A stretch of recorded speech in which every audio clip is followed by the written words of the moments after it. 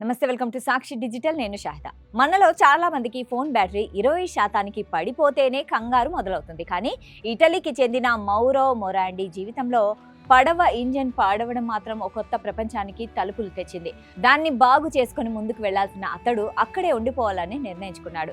అలా ఓ చిన్న దీవిలో ఒంటరిగా ఏకంగా 38 ఏళ్లు గడిపాడు. మొరాండి 1939లో ఉత్తర ఇటలీలోని మొడేనా పట్టణంలో జన్మించాడు. గతంలో ఫిజికల్ ఎడ్యుకేషన్ ఉపాధ్యాయుడిగా పనిచేశాడు.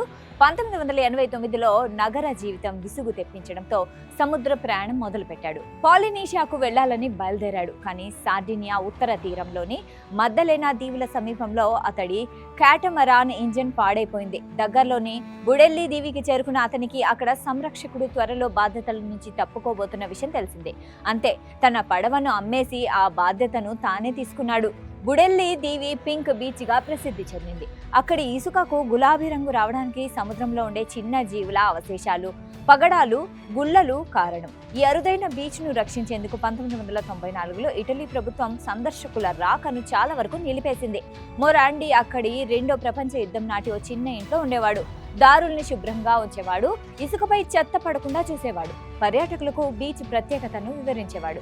ఇలా 3 దశాబ్దాలకు పైగా ఆ దీవికి కాపలాదారుడిగా మారిపాడు. శీతాకాలంలో ఒక్కోసారి 20 రోజుల వరకు అతన్ని కలిసేందుకు ఎవరు వచ్చేవారు కాదు.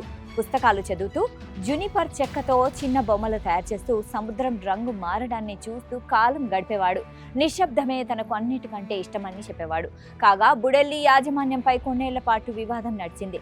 2016లో కోర్టు ఈ దీవి ఇటలీలోని మద్దెలెనా జాతీయ ఉద్యానవనంలో భాగమని తేల్చింది. దీన్ని పర్యావరణ విద్యా కేంద్రంగా మార్చాలని ఉద్దేశంతో అధికారులు మొరాండిని అక్కడి నుంచి వెళ్లాలని ఆదేశించారు.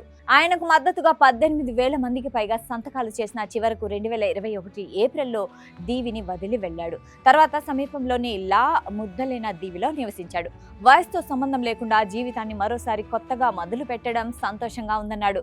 మొరాండి 2025 జనవరి 3న మొడేనాలో 85 ఏళ్ల వయసులో కన్నుమూశాడు. ఓ పడవ ఇంజన్ పాడవడంతో మొదలైన ప్రయాణం చివరకు అతన్ని దాదాపు 4 దశాబ్దాల పాటు ఓ అరుదైన దీవికి కాపలాదారుగా మార్చింది.